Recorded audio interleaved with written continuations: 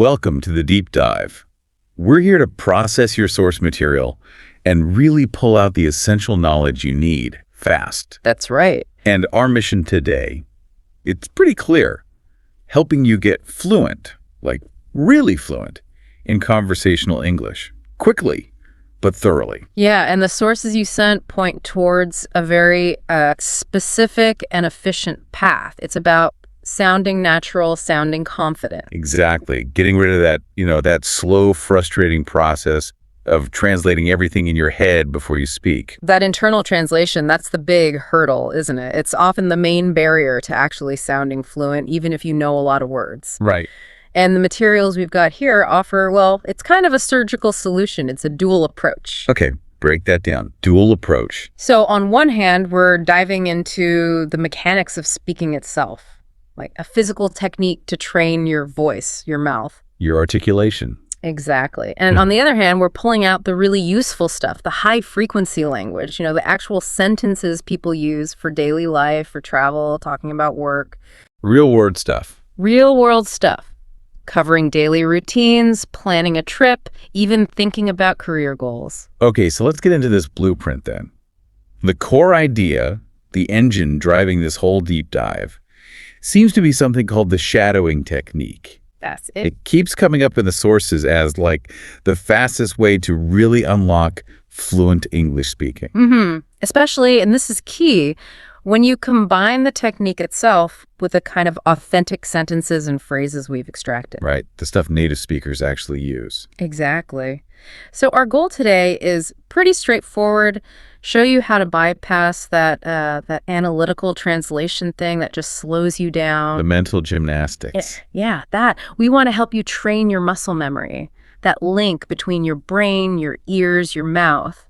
So that key English phrases, the patterns of conversation, they just become automatic. Automatic access.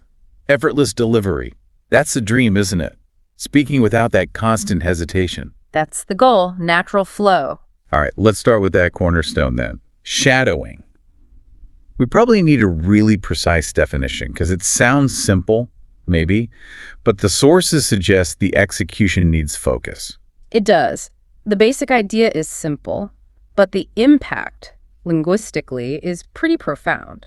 So shadowing, fundamentally, is listening to someone speak, ideally a native speaker, and repeating what they say almost immediately. Like right after them, not waiting for a pause. Exactly. You're literally chasing their voice, like a shadow. You're trying to mimic everything, their pronunciation, the specific intonation, the rhythm, the cadence of how they speak. Okay, hang on. If you're just focusing on sound and speed, aren't you just like parroting noises? What about understanding the grammar underneath it all? I could see someone getting frustrated, feeling like they're ignoring the rules. That's a really common concern, and it's important. But the sources argue, and I think it makes sense, that the main goal here isn't immediate analytical understanding. The key outcome is physical training. It's about training your mouth, your articulators, and your brain to actually handle the natural sound and flow of English. Okay. So when you translate, you're using the analytical part of your brain. Shadowing kind of bypasses that. It engages the motor skill part more directly. Like muscle memory for your mouth. Precisely. You're letting your mouth learn the physical sequence of sounds needed to produce fluent English without that lag time you get from translating. That makes a lot of sense because the delay, it comes from breaking down the sentence, right? Running through your own language, figuring out a response, translating that back. It's often a 4-step process, yeah. So shadowing tries to cut that out.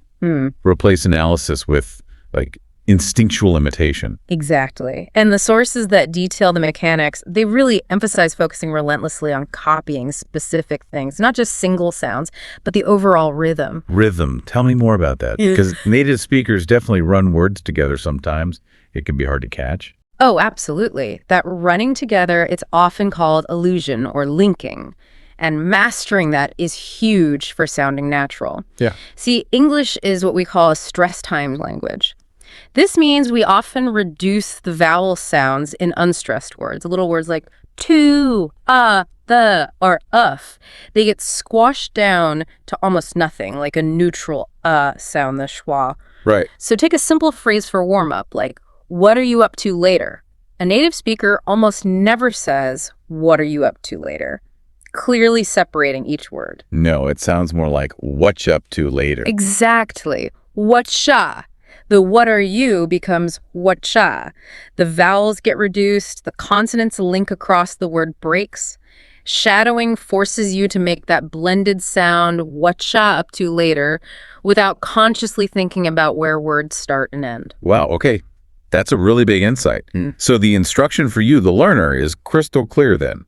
Don't sweat the grammar at the very beginning.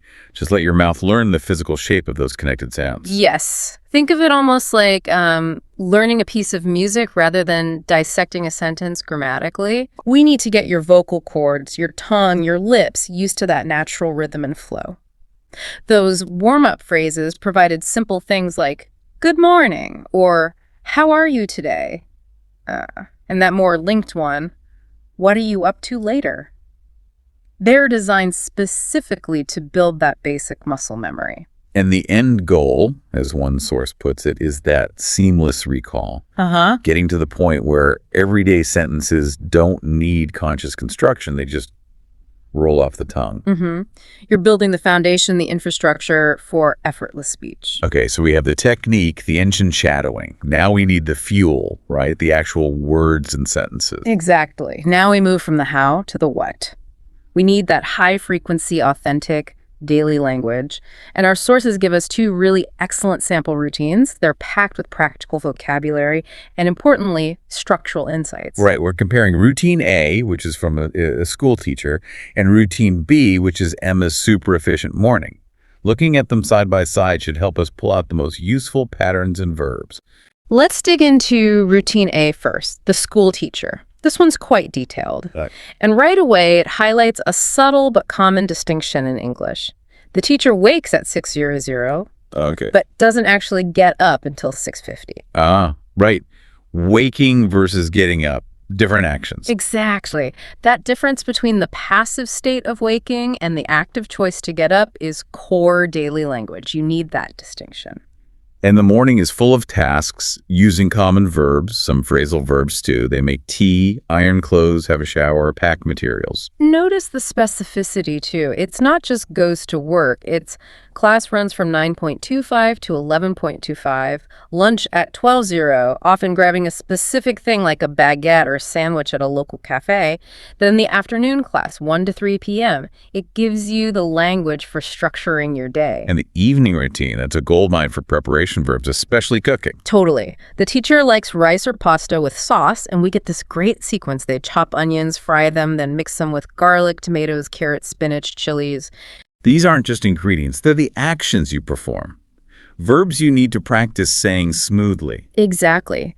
Verbs you need to shadow so you can recall them instantly when talking about making dinner. And after cooking, the chores kick in. That brings in those key phrasal verbs you mentioned. Yes. Washing up, meaning doing the dishes, sweeping the floor, and tidying up a bit. Again, super common, everyday actions. Then there's marking work, doing laundry, relaxing maybe Facebook or TV until 10:30. And the source even adds that interesting contrast about work. Yeah, teaching online versus in school, enjoying talking to people worldwide online, which is convenient, versus the team aspect of being physically present in a school. That gives you vocabulary for talking about, work preferences, pros and cons. Really useful. Now let's switch to routine B, Emma's schedule. This one feels different. It's all about efficiency, almost ritual. Yes, a different set of verbs here. She wakes later, 7:00, and her actions are very precise. She stretches and yawns. Great starting the day verbs. And her actions are almost like clockwork. Drinks water, brushes teeth, and it specifically says for exactly 2 minutes, washes face. Very specific actions related to self-care, morning prep. And breakfast is streamlined too. Turns on the coffee machine, makes scrambled eggs and toast. And notice this. She eats while reading the news on her phone. Doing two things at once.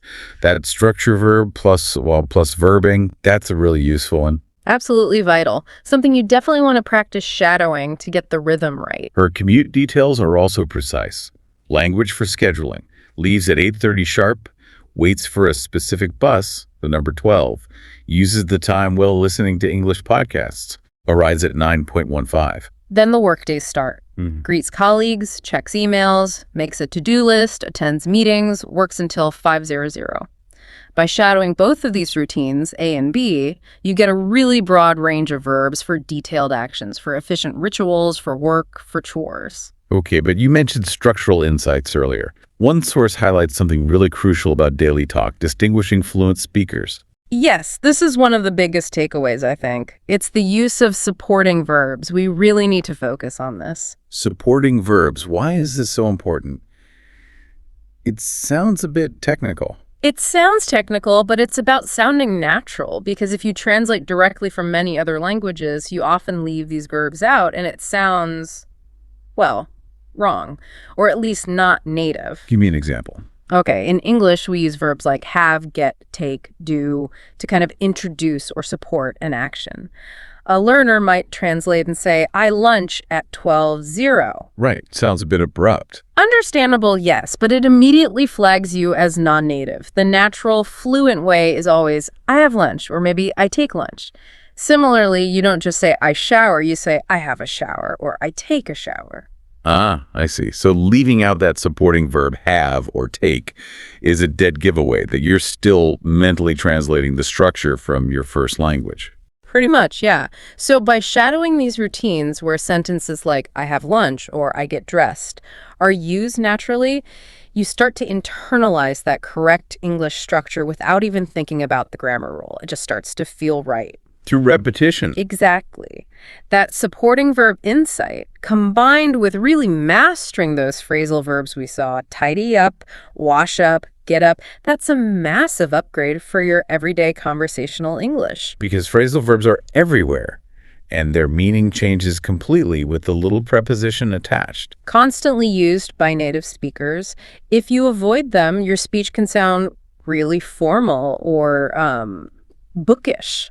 And the source also just casually notes the different ways people say the time in the routines, not just 6:00, 6:50, maybe 6:30, adds a bit of variety. Yeah, context and natural variation are key too. Okay, so we've got the technique shadowing, we've got the core language for daily life, including those crucial supporting verbs and phrasal verbs.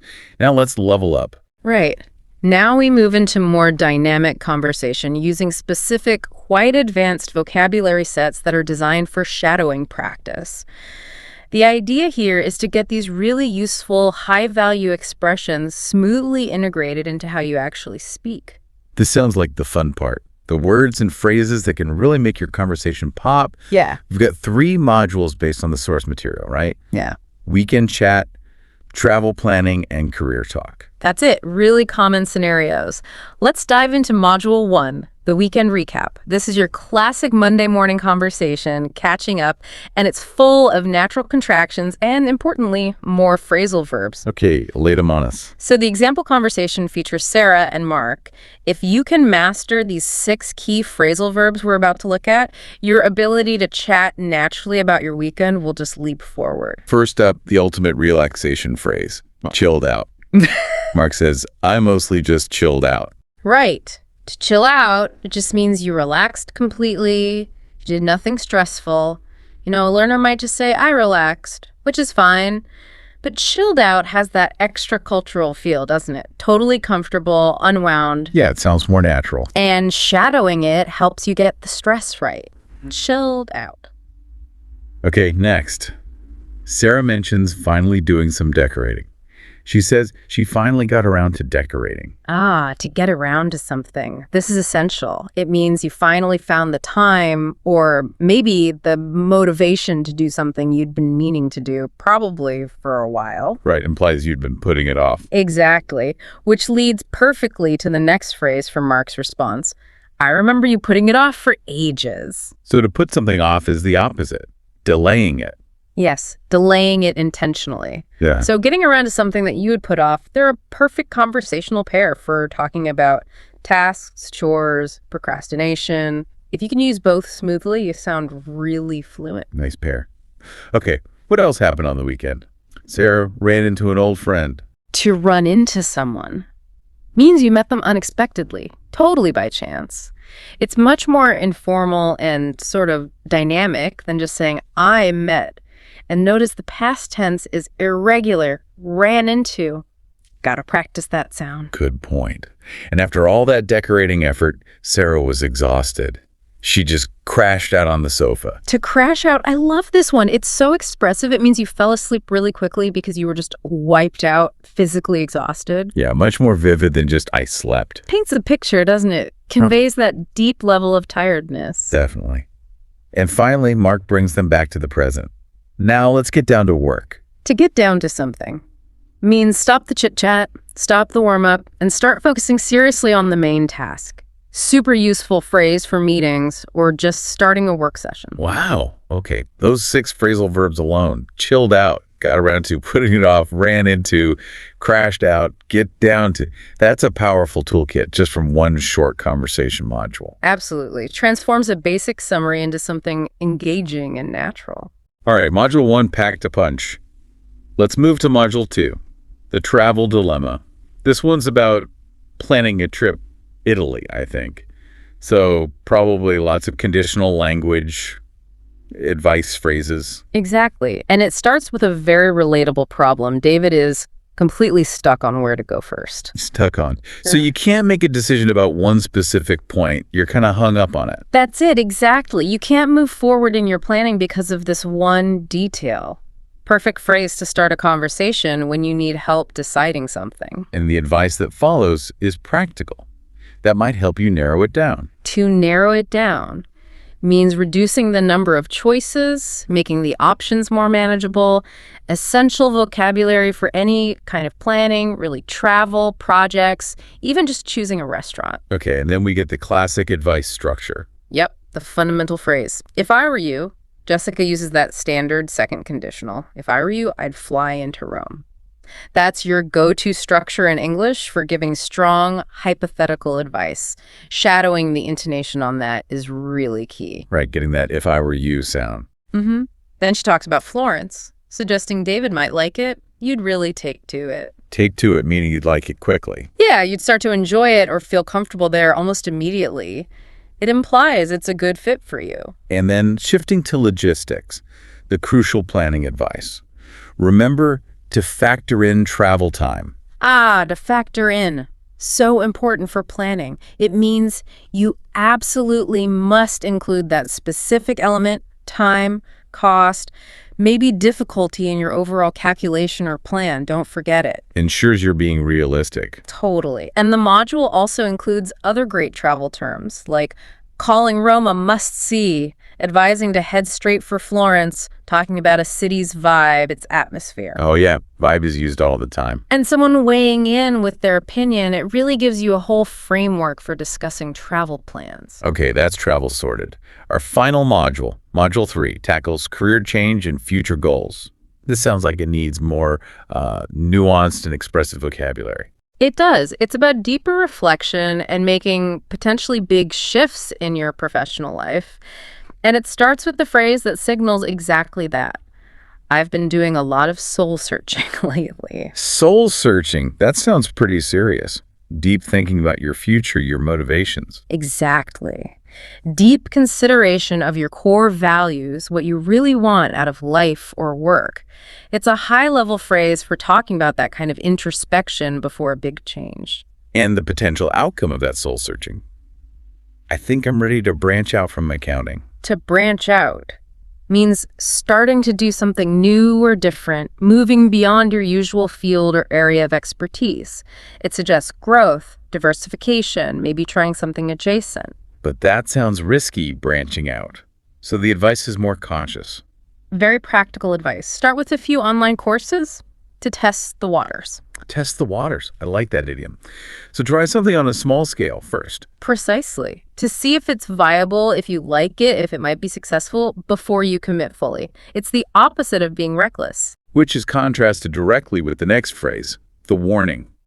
No need to jump in head first. Right. To jump in head first means starting something impulsively, maybe too quickly, without enough thought or preparation.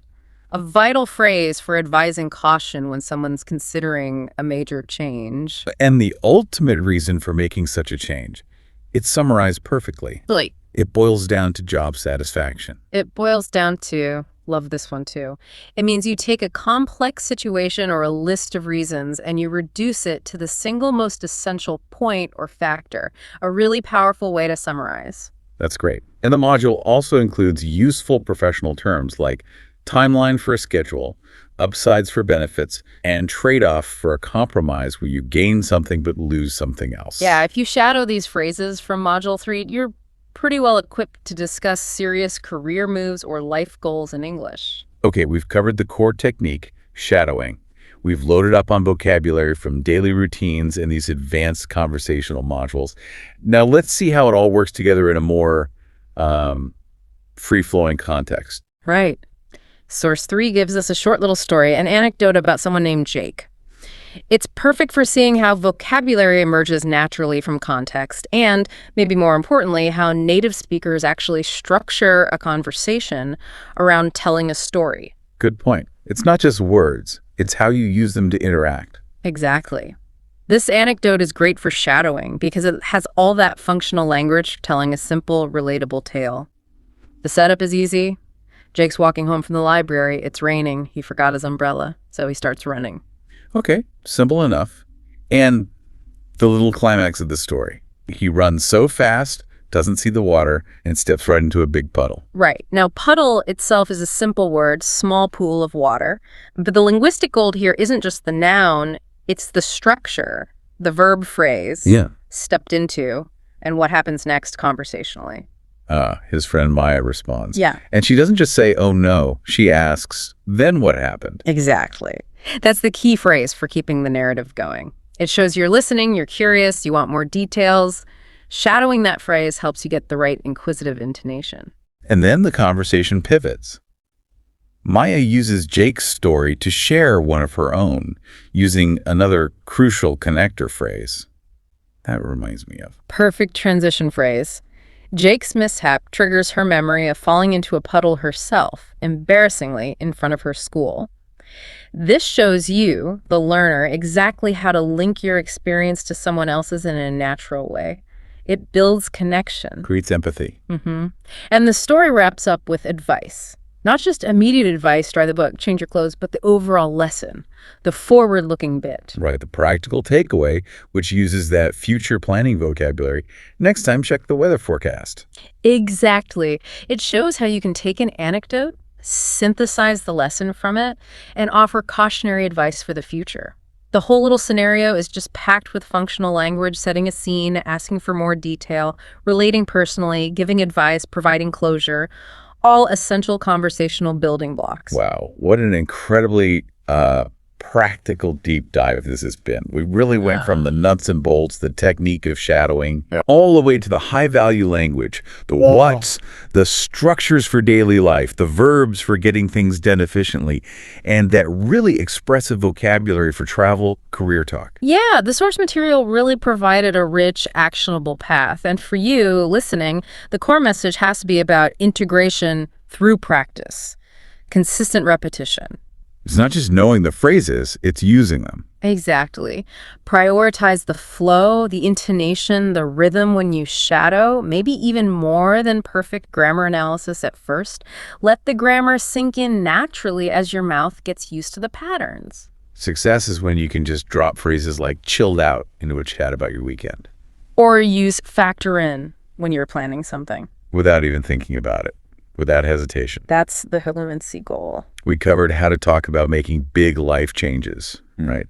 Differentiating between testing the waters and just jumping in head first. We did. So here's a final thought, a challenge maybe, for you to take away and practice with. Think about a time recently when you started something new and maybe a bit difficult. A project, a task, learning something. Okay. Now, try to describe that decision process using the specific high-value phrases we talked about today. Did you do a lot of soul-searching beforehand? Did you carefully try to test the waters? Or did you just jump in head first? Yeah. And maybe then you had to figure out how many different things you needed to factor in after you'd already started. Use those specific phrases to frame your memory of it. Tell that story to yourself out loud. Exactly. Practice telling that story. Keep shadowing, keep listening actively, and most importantly, keep speaking.